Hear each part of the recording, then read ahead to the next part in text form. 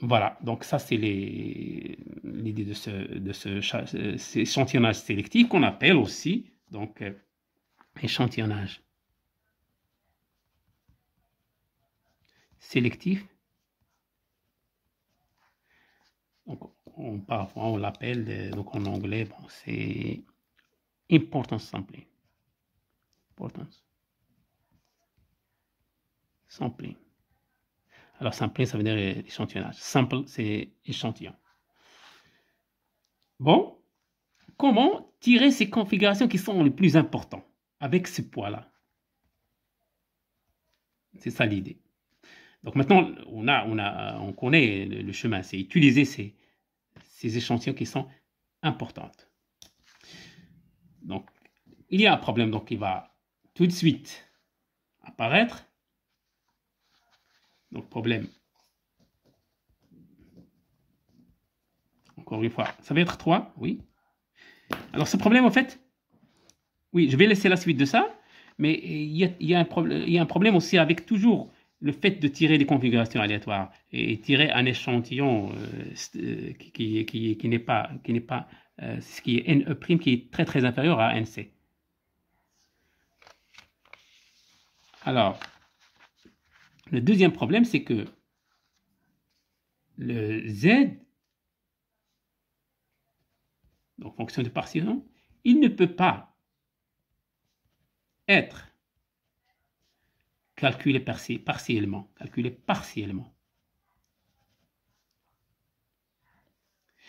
Ou bien, bon, je ne peux pas mettre Z égale la somme sur le I égale à 1 jusqu'à N échantillons exponentielle moins bêta EI. Je ne peux pas le faire. Donc, quelle est la solution à ce problème-là? Donc, ça, c'est ce problème, en fait, il a deux versions. Il a cette version qu'on ne peut pas le faire. Et deuxièmement, comment calculer les PI, les poids PI? Si le Z ne peut pas être connu, si Z n'est pas connu. Donc, le problème de Z, on n'a pas encore réglé. Et donc, il y a vraiment un problème. Donc, comment faire ça? Donc, la solution, ce serait la solution que je vais appeler. Toujours solution numéro 3. La solution, c'est, bon, je vais mettre sous cette forme, calculer, donc trouver un moyen de calculer le poids PI, les poids. PI égale exponentielle moins bêta EI sur Z sans calculer Z elle-même. Ça apparaît absurde. Parce que dans l'expression de PI, il y a le Z. Mais l'idée, c'est la suivante. Alors, je vais présenter l'idée ici. C'est-à-dire, je vais calculer les poids sans avoir besoin de calculer la fonction de partition. L'idée. Voilà. C'est la clé, en fait, de ce chapitre. C'est cette idée-là. C'est d'avoir calculé les poids, pouvoir estimer les poids sans calculer les fonctions de partition. Donc, en fait, on va essayer d'éviter le calcul direct de la fonction de partition Z. J'ai bien dit que ça, c'est la clé de ce chapitre. Alors, l'idée est la suivante. Si on ne peut pas calculer les poids PI, si je veux supprimer ce Z, je vais faire une chose. Je vais considérer deux configurations. Donc, on considère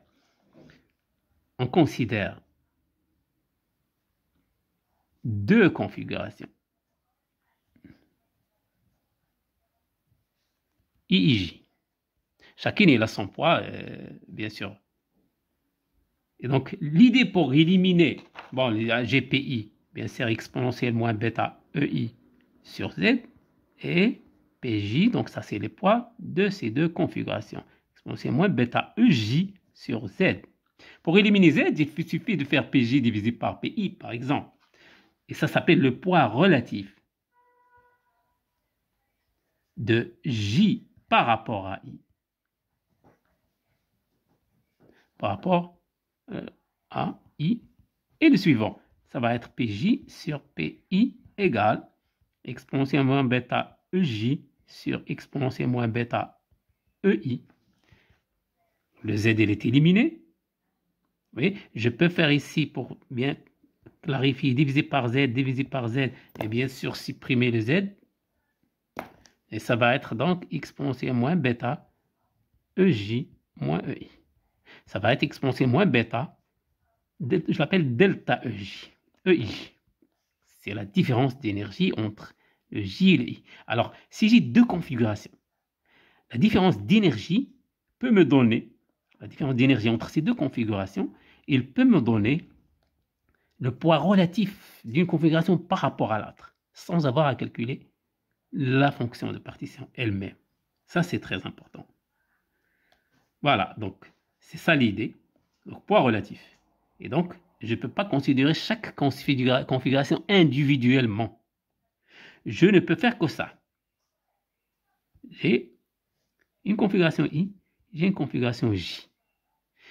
Et donc, ce poids relatif, en fait, ça va être quoi? Regardez, la probabilité pour trouver la configuration J, à quoi est égale? Est égale à la probabilité pour le poids de la configuration J. C'est le poids de la configuration J, sachant I, sachant que je connais le poids de I, multiplié par le poids de I. C'est la configuration, c'est la loi de probabilité conditionnelle. C'est la loi conditionnelle de probabilité. Conditionnelle. Conditionnelle. Conditionnelle. Ça, c'est pas la même chose que ça. Ça, c'est la probabilité de la configuration J, indépendamment de toute autre configuration. Ça, c'est le poids de la configuration J, sachant I. Sachant la configuration I. Et c'est différent. Oui? Ça, c'est le poids de la configuration I. Donc, en fait, ce que je viens de calculer ici, c'est juste ça, parce que ça, c'est donc P de JI égale à P de J égale à P de I. Divisé par P de I. C'est ce que je viens de calculer.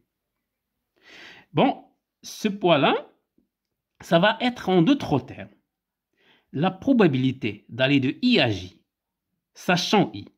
Donc ça va être noté WI ln J. Et ça va être appelé probabilité de transition. Donc W, et donc j'ai défini une nouvelle grandeur, I, J égale probabilité de transition de la configuration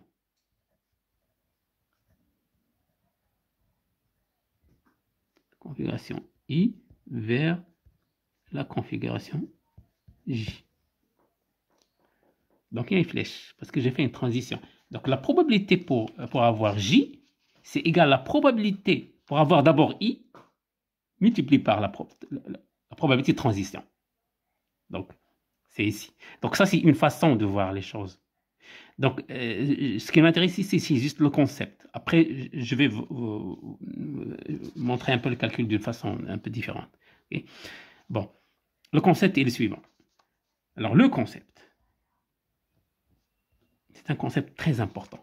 Maintenant, ce concept, il lie les configurations une à l'autre. Et donc, le concept, c'est générer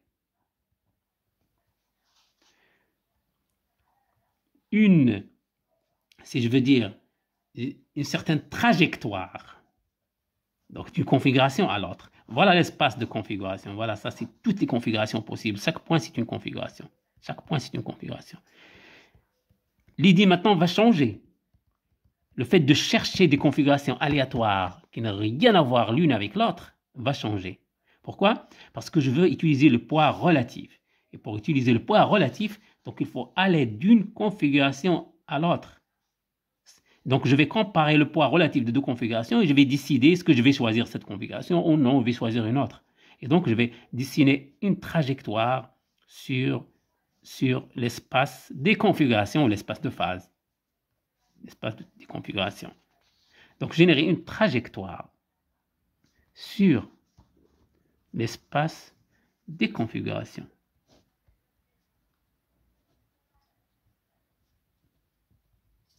Cette trajectoire, il a un nom, ça s'appelle la chaîne de Markov.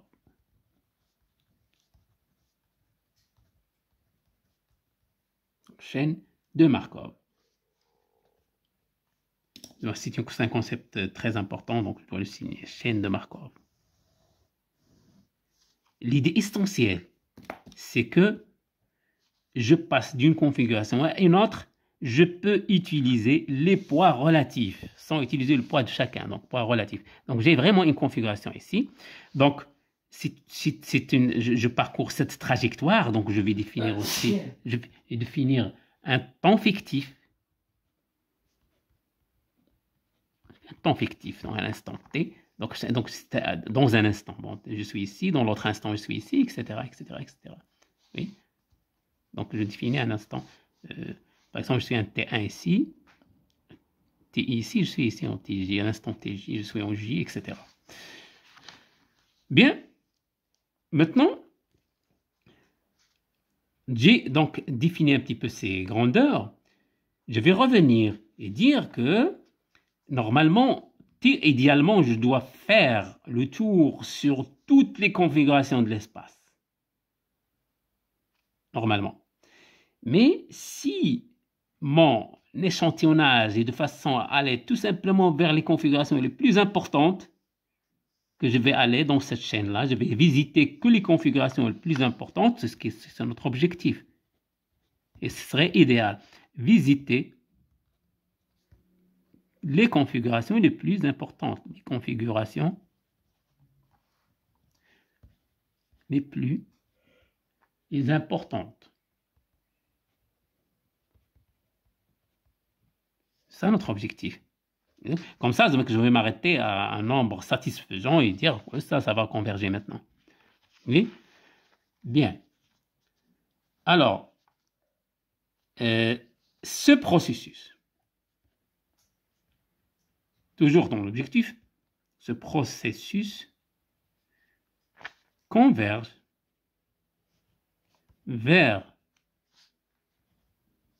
les poids P qui sont de cette façon. Donc, on espère que ça sera en point d'interrogation, en point d'exclamation. Ce processus, il va converger vers ça.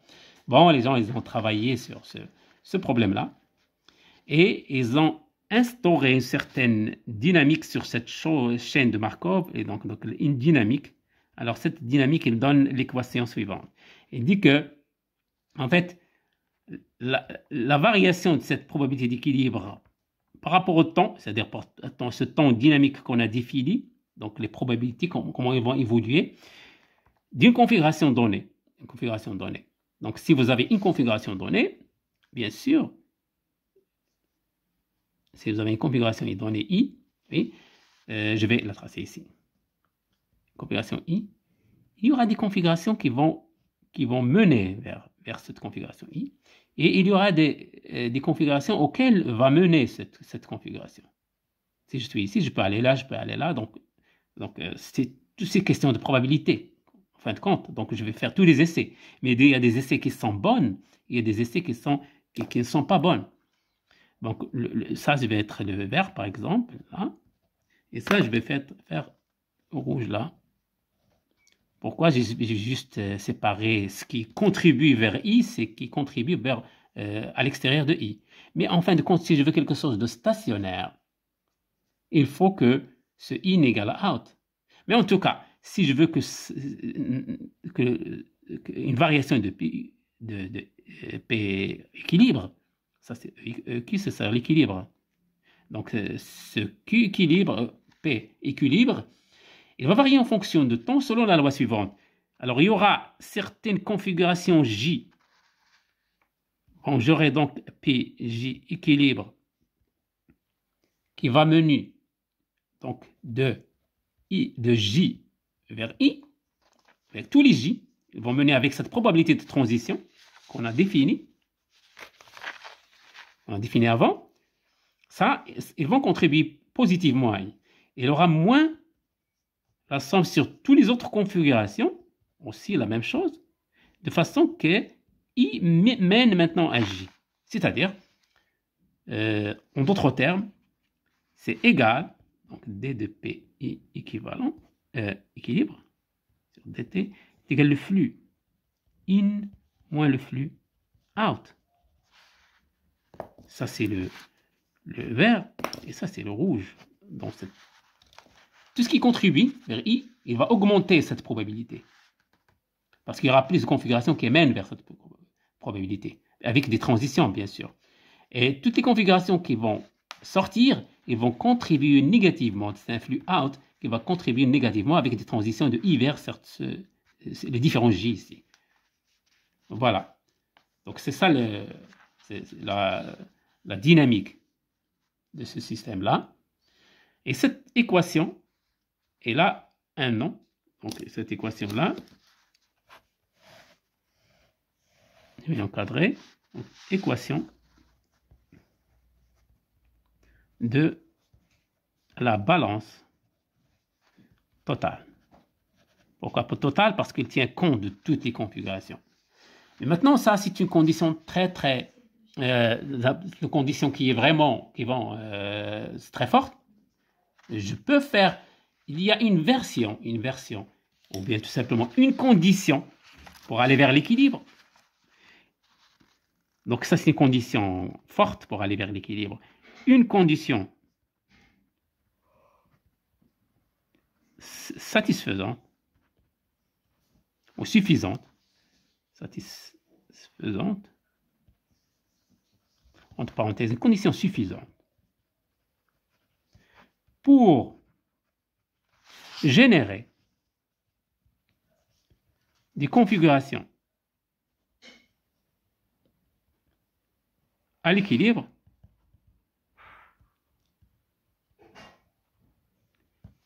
et tout simplement, ça doit être vrai pour n'importe quelle configuration J. S'il est vrai pour toutes les configurations J, ça serait mieux. Bon, ça c'est autrement dit que c'est globalement, il y a le flux in moins le flux out. Mais si pour chaque couple de configuration il est vrai, donc quel que soit IJ, si j'ai PI équilibre W de J vers I, égale à PJ équilibre, ça c'est PJ, ça c'est PI, c'est I, donc il faut avoir I puis aller à J. Là, il faut avoir J puis aller à I. Donc si je fais ça, donc ça va être I de J, il faut aller avoir J puis aller à I, ou bien avoir I puis aller à J. Voilà, ça c'est une condition. Et c'est celle qu'on va adopter. Juste cette condition suffisante, qui s'appelle la condition de balance détaillée. Ça s'appelle condition de balance détaillée. Condition de la balance détaillée. Il y a une balance entre le in et le out.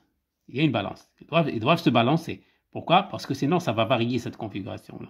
Mais on veut maintenant que une condition suffisante, il faut que ça soit égal à ça. Pourquoi? Parce que je veux, en d'autres termes, là, l'équilibre, ça va être dynamiquement, je vais dire, un équilibre stationnaire. Il est atteint lorsque D de PIQ sur DT égale 0, ne varie plus. Il ne faut pas qu'il varie en fonction du temps.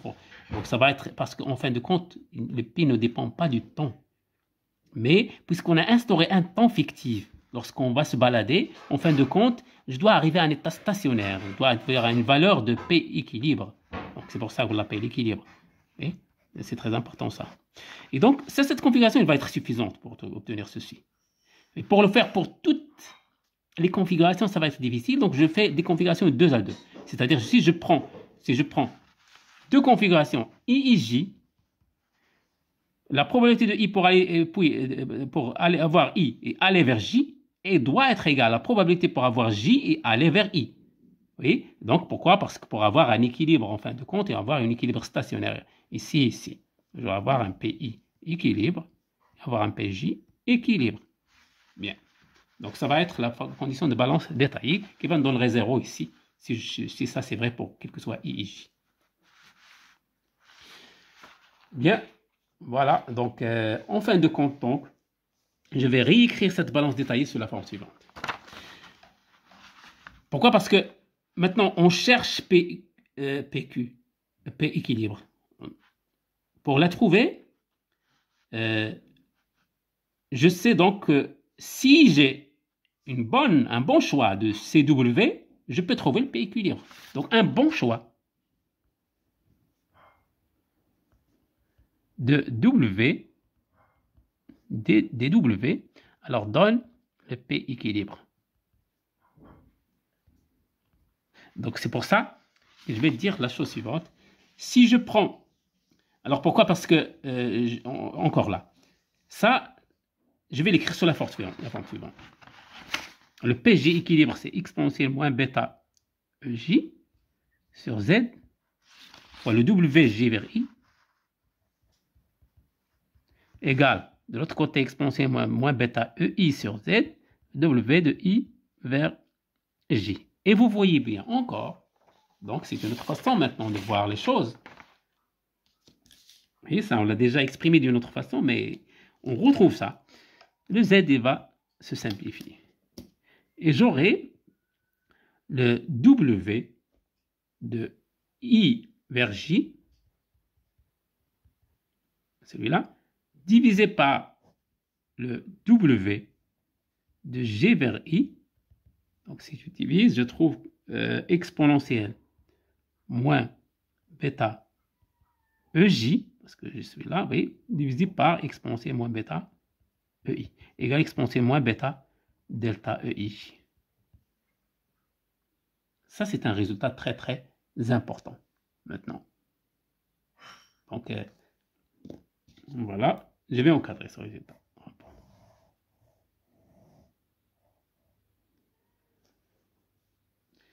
Voilà, donc on est arrivé donc à il faut avoir des probabilités de transition pour pouvoir se balader ici. Donc, si j'ai des probabilités de transition qui respectent ça, et ça c'est connu maintenant, bon, je ne vais plus parler de P équilibre, donc on va le générer, c'est ça qui va donner le P équilibre. Mais il suffit de faire un bon choix, c'est tout. Si vous faites un bon choix des W qui respecte ça, ça y est. Donc vous aurez, ça garantit que je vais avoir des probabilités d'équilibre et ça garantit d'avoir un bon algorithme pour aller vers les bonnes configurations. Donc ça va un petit peu nous résoudre ce problème. Alors maintenant, le choix, question, je vais donc poser là, le problème numéro 4. Oui, c'est ça, le problème numéro 4. Problème numéro 4. C'est justement à propos de ces configurations. Comment choisir les probabilités de transition. Le problème, c'est transformer. Au lieu de chercher les P, maintenant, on va chercher les probabilités de transition parce qu'elles mènent directement au P. Elle a calculé les probabilités de transition. Comment choisir les probabilités de transition? W de I vers J. Directement, on va donner la solution. Donc, solution 4. Plusieurs choix sont possibles. Vous pouvez penser à plusieurs choix que vous pouvez utiliser ici qui respectent cette condition-là. Et c'est garanti que ça va mener vers les bonnes configurations qu'on va appeler les configurations d'équilibre. Bon, on va donner les choix les plus intéressants dans ce cas-là. Alors, premièrement, ça va être une fois que vous choisissez un W, ça veut dire tout simplement que vous choisissez un algorithme. Donc, simplement, ça correspond à un algorithme. Chaque W vous donne un algorithme différent. Un algorithme Monte Carlo différent. Bon, la solution numéro 4 consiste à dire, donc, pour le premier choix, on va choisir un algorithme qui est très, très intéressant. Celui qu'on va adopter, c'est l'algorithme de métropolis.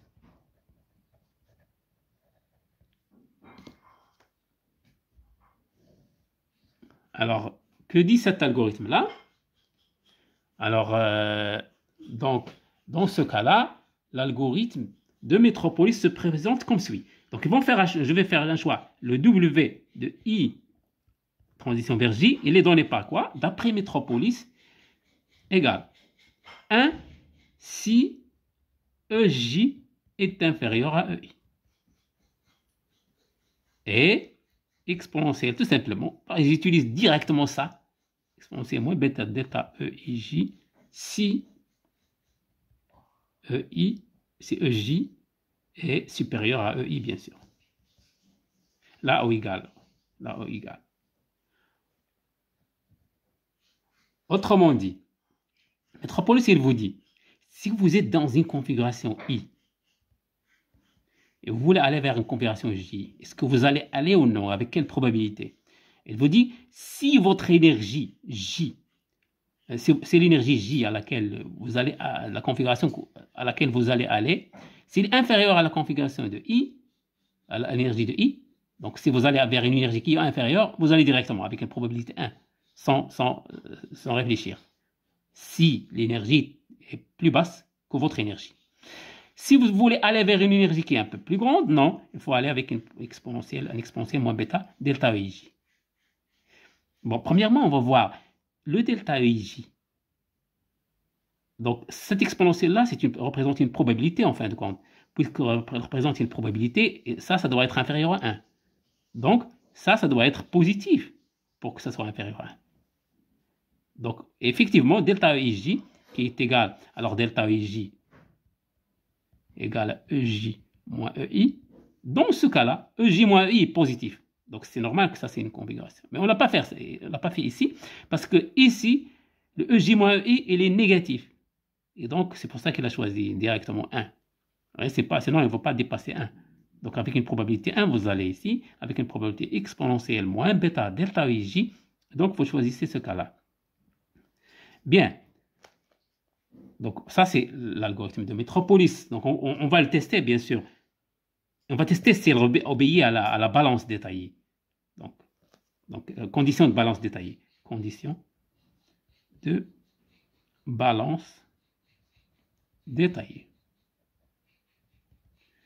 Donc, cette condition-là va être testée de la manière suivante. On va dire, si, on va prendre les cas, bien sûr. Si EJ est supérieur à EI, le premier cas, bon, si EJ est inférieur ou égal à EI. Je prends le premier cas. Alors, le W de I vers J, à quoi est égal? D'après ça, c'est 1. Mais de l'autre côté, je veux aussi WJ vers I, pour ce cas-là. Pour ce cas-là.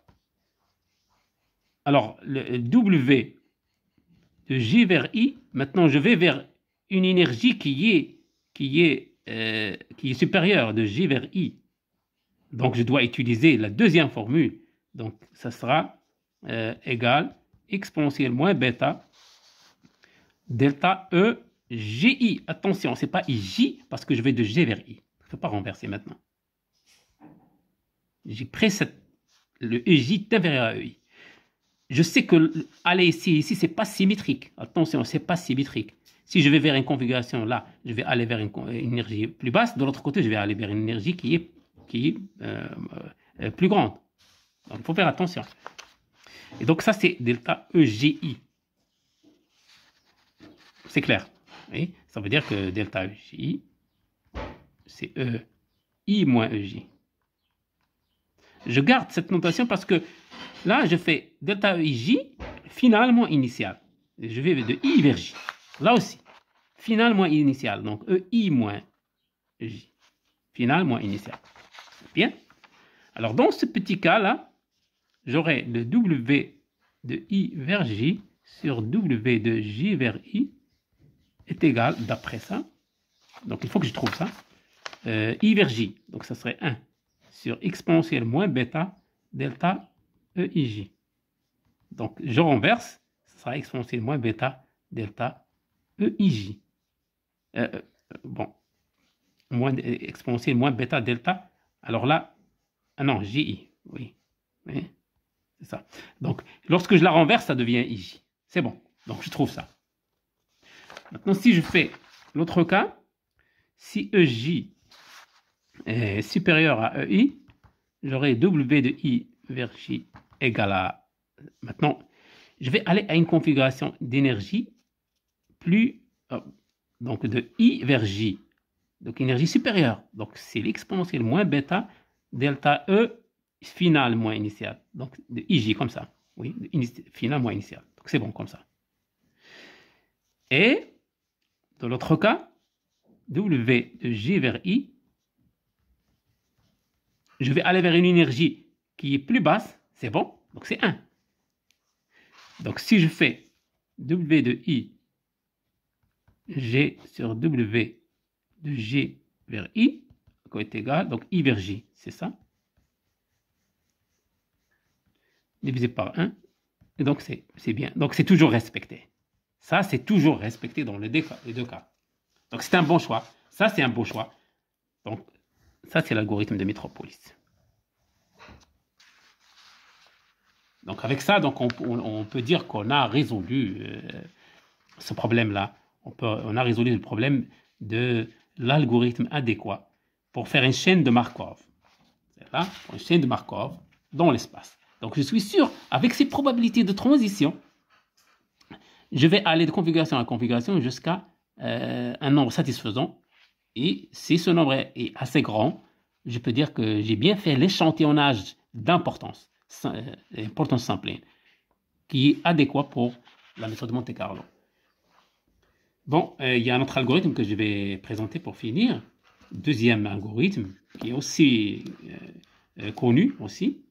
Donc ça va être 1. L'algorithme 2, ça va être algorithme de Glauber. Alors que dit cet algorithme de Glauber? Le choix est direct. Ici, le WI vers G, une seule formule compacte, c'est exponentielle moins bêta delta EIJ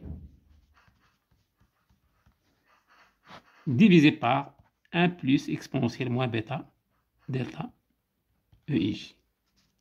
Ça, c'est le choix qu'elle a donné directement. Une formule compacte, il n'y a pas de cas ici. Bon, vous allez s'assurer que cet algorithme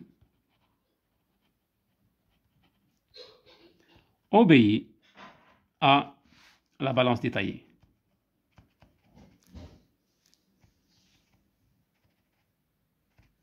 Donc ça, vous allez le faire, c'est très simple. Donc vous n'avez pas de cas ici, vous faites que diviser et ça va vous donner le résultat. Donc, bien, donc je vais tout simplement montrer un peu dans les deux schémas. Donc un schéma, donc c'est le delta EIJ. En fonction de delta EIJ, j'ai pour ça c'est W I vers J en fonction de delta EIJ pour les deux algorithmes. Pour le premier, donc j'ai bien un point, c'est lorsque I égale EJ, donc delta EJ égale 0, lorsque c'est égal à 0. Lorsque delta EJ égale 0, donc si EJ est inférieur à I, ça veut dire ceci négatif. Donc j'aurai un WIJ égale 1 dans Metropolis. Donc ça va être 1 ici. Si delta EJ est positif, après ce qu'on voit ici, donc c'est exponentiel, donc ça va être quelque chose qui descend exponentiellement. Ça, c'est l'algorithme de Metropolis. Donc, Metropolis. Et de l'autre côté, si donc j'ai l'algorithme pour l'algorithme de Glauber, ceci là, je vais le mettre tout simplement directement. Ça va être comme ça, c'est quelque chose comme ça. Donc c'est pas exactement la même chose. Oui. Voilà. Là, c'est un demi, là. Ça veut dire que Glauber, lui, il dit que si les deux configurations ont même énergie, donc la probabilité sera un demi d'aller de ce côté ou de ce côté-là. Vous voyez, c'est plus ou moins logique. pour Globert. Pour Metropolis, non, il vous dit, bon, si la configuration elle a la même énergie, ça peut être une autre configuration différente, mais il a la même énergie, et que vous pouvez quand même aller avec une probabilité égale à 1, sans aucun problème, pour changer de configuration. Mais les deux, ils obéissent à la balance des timings. Voilà, donc dans la prochaine vidéo, on va faire la suite de ceci.